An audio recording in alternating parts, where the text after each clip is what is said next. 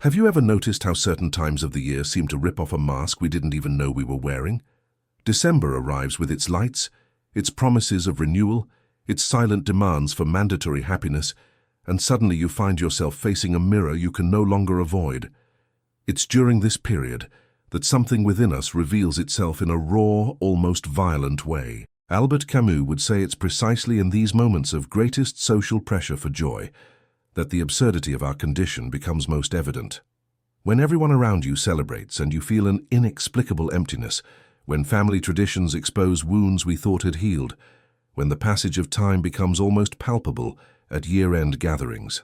Today we're going to explore how this period isn't just a date on the calendar, but a laboratory of the human soul, a moment when our true nature emerges without the disguises of daily life. There's something deeply revealing about how we react to collective expectations of happiness.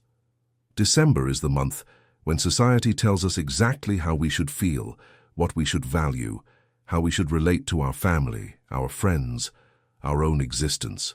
And it's precisely in this external pressure that our most authentic individuality begins to emerge, often in uncomfortable ways. Camus spoke about the absurd as the confrontation between our desperate need for meaning and the silence of the universe. Well, the end of the year is when this absurdity materializes in an almost theatrical way. While fireworks explode in the sky and people make promises for an uncertain future, you might find yourself questioning not just what you're celebrating, but why you're celebrating, and whether you really feel anything genuine amid all this collective performance. The truth is that many people live the entire year in a kind of autopilot mode, following routines that protect them from deeper questions about their existence. Work, social commitments, daily concerns function as anesthesia against the great existential questions. But then the holiday season arrives, and this anesthesia loses its effect. Suddenly you're sitting at the table with people who have shared your life, but who perhaps don't really know who you've become. You're surrounded by traditions that once made sense, but now seem like empty rituals. You're participating in celebrations that should bring joy, but sometimes only highlight how displaced you feel from the world around you. Camus had a deep understanding of this feeling of displacement. For him, the feeling of estrangement wasn't a personal failure, but a sharp perception of the human condition. When you feel like a stranger in your own life during the festivities, it's not because there's something wrong with you. It's because you're developing what he called consciousness of the absurd.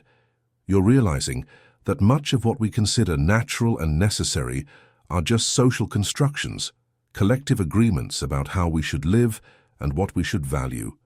And this perception, though initially uncomfortable, is actually the first step toward a more authentic life. Think about how many times you've caught yourself smiling mechanically during a Christmas dinner, answering questions about your life with responses that sound hollow even to you. How many times have you felt like you were playing a role, being the person others expect you to be, especially during this time when social masks become more elaborate and bright? There's an almost unbearable pressure to be happy, to be grateful, to be hopeful about the approaching new year. And what if you don't feel any of that? What if you look at the calendar turning and feel more a sense of emptiness than renewal? Camus would say you're not depressed, you're being honest. Existential honesty is one of the most powerful concepts Camus left us. It's the ability to look at our condition without romanticization, without false hopes, but also without paralyzing despair. When you feel this mismatch between expected joy and lived reality during the holidays, you're practicing a form of honesty that most people avoid. You're recognizing that happiness isn't a permanent state we can achieve through social rituals or calendar changes. You're seeing through the illusion that there's a magical moment when everything will make sense, when all problems will be solved, when we'll finally find the peace we so desperately seek. But here's the crucial point Camus wanted us to understand. Recognizing the absurdity of our condition isn't the end of the journey, it's the beginning of a more authentic life. When you stop expecting festivities to bring magical transformation, when you stop pretending to have feelings you don't have, when you accept that you can feel lonely even when surrounded by people, something interesting happens. You begin to discover who you really are, not who you should be according to external expectations. You begin to make choices based on your own values, not on the values society says you should have. It's fascinating to observe how the holiday period functions as a kind of X-ray of the soul. People who throughout the year manage to maintain a facade of satisfaction suddenly find themselves confronted with questions they can no longer postpone. Loneliness becomes more evident when everyone talks about unity. Lack of purpose intensifies when everyone makes plans for the future. Superficial relationships reveal themselves when tradition demands forced intimacy, and all of this can be extremely uncomfortable, but also deeply liberating if we know how to interpret these signs. Camus taught us that revolt isn't necessarily an external rebellion, but an internal affirmation of our individuality in the face of a world that constantly tries to mold us according to its expectations. During the holiday season, you have the opportunity to practice this revolt in very concrete ways. Maybe it's choosing not to participate in celebrations that don't make sense to you. Maybe it's being honest about your feelings instead of performing joy. Maybe it's creating your own traditions instead of blindly following those that were imposed. Maybe it's simply recognizing that it's okay to feel different, to question, to not fit perfectly into the festive mold that society offers. The existential freedom Camus spoke of isn't the freedom to do anything without consequences, but the freedom to consciously choose how to respond to our absurd condition. And the end of the year offers a perfect laboratory for exercising this freedom. When you decide to be authentic instead of convenient, when you choose sincerity instead of social performance, when you embrace your individuality instead of dissolving into the festive mass, you're living what Camus considered a valid and dignified life. Many people fear this authenticity because they believe it will lead to isolation or social rejection. And it's true that being genuine can mean distancing yourself from certain people or situations. But Camus showed us there's a fundamental difference between being alone and being alienated. When you choose solitude to preserve your integrity, you're connecting with something deeper within yourself. When you reject relationships based on falseness, you open space for truer connections. When you stop seeking external approval for your existential choices, you develop an internal source of validation that no one can take from you. Let me ask you a direct question. Have you ever felt like a stranger in your own family during the festivities? Have you ever had the sensation that you were watching your own life from the outside, as if you were an observer of a theatrical play you should be part of? If your answer is yes, I want you to know you're not alone in this. Thousands of people live this same experience, but few have the courage to admit it. Write in the comments just "I feel this too" if you've gone through this sensation. Your honesty can help other people feel less isolated in this journey. Sometimes a simple confirmation that others also question, also feel this displacement, can be the beginning of a deeper understanding about our shared condition. What's interesting is that when we begin to accept our authentic feelings during this period, something transformative happens. We stop seeing our year-end melancholy as a problem to be solved and start seeing it as a door to self-knowledge. We stop interpreting our resistance to festivities as negativity and start recognizing it as a form of protection for our individuality. We stop feeling guilty for not experiencing collective joy and start valuing our capacity to feel genuinely, even when those feelings aren't socially desirable. Camus spoke about the importance of creating our own values instead of simply inheriting the values that were transmitted to us. The holiday period is a unique opportunity to put this into practice. Instead of passively accepting that you should feel grateful, happy and hopeful, just because the calendar says it's time for gratitude, happiness and hope, you can ask yourself, what do I really value? What genuinely brings me meaning? How do I want to mark the passage of time in a way that's authentic to me? These are difficult questions, but they're questions that can lead to a more conscious and deliberate life. There's a particular courage in admitting you don't know exactly what you expect from the future, while everyone makes resolutions full of certainty. There's a special strength in recognizing you might not have all the answers about what you want from life, while others seem to have detailed plans. There's a unique dignity in accepting that you're in a process of discovery about yourself, while others present finished versions of their identities. Camus taught us that existential uncertainty isn't a weakness, but a natural condition of the conscious human being. The solidarity Camus valued wasn't based on agreeing with everyone about everything, but on the recognition that we all face the same absurd condition, even if we respond to it in different ways. During the festivities, when you feel displaced, remember that probably several other people around you are also feeling this way, but might be disguising it better. When you question the meaning of the traditions you're following, know that others might also be questioning, but perhaps haven't found the courage to admit it. When you feel you're just fulfilling social protocol instead of experiencing something genuine, recognize that this might be a shared experience by many who are also trying to navigate between authenticity and social acceptance.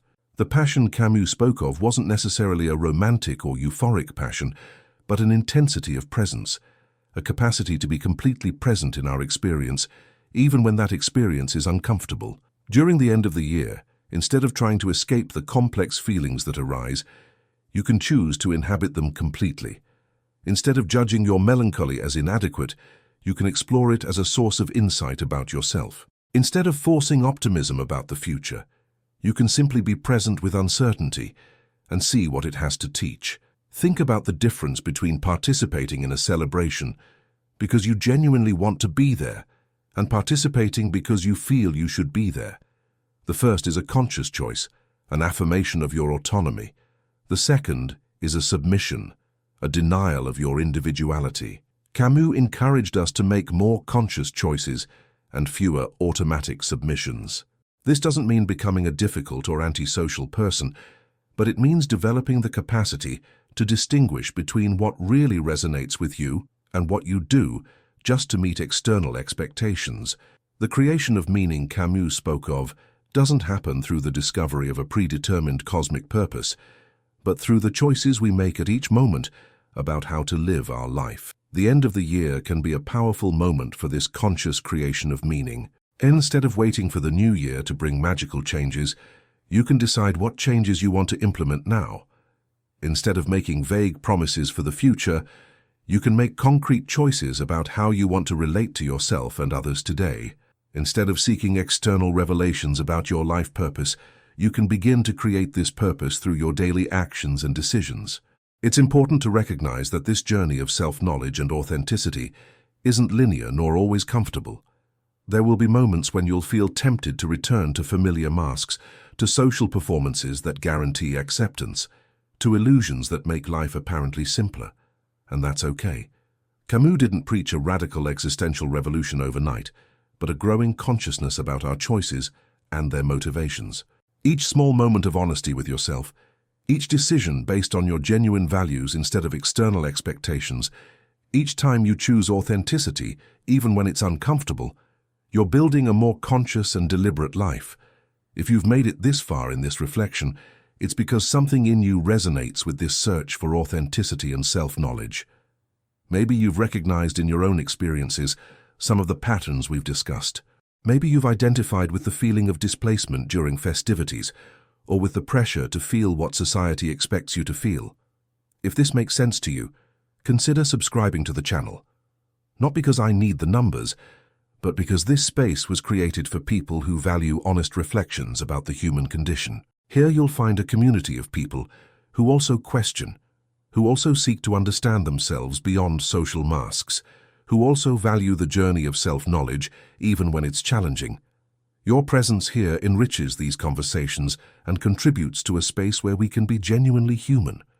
The beauty of Camus' philosophy is that it doesn't offer easy answers or cheap consolations, but gives us tools to build a dignified life even amid uncertainty and absurdity. The year-end holiday period, with all its emotional and social weight, becomes then not an obstacle to be overcome, but a mirror to be contemplated.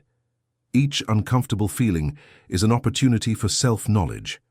Each questioning of traditions and expectations is a chance to define your own values. Each moment of feeling displaced is a door to a deeper understanding of who you are when you remove the masks the world asks you to wear. When Camus spoke about living an authentic life, he wasn't preaching selfish individualism or the rejection of all social responsibility. He was encouraging us to live consciously, to make deliberate choices, to assume responsibility for creating our own meaning. The end of the year becomes then not a moment of pressure for forced change, but an opportunity for conscious reflection about the direction we want to give to our existence.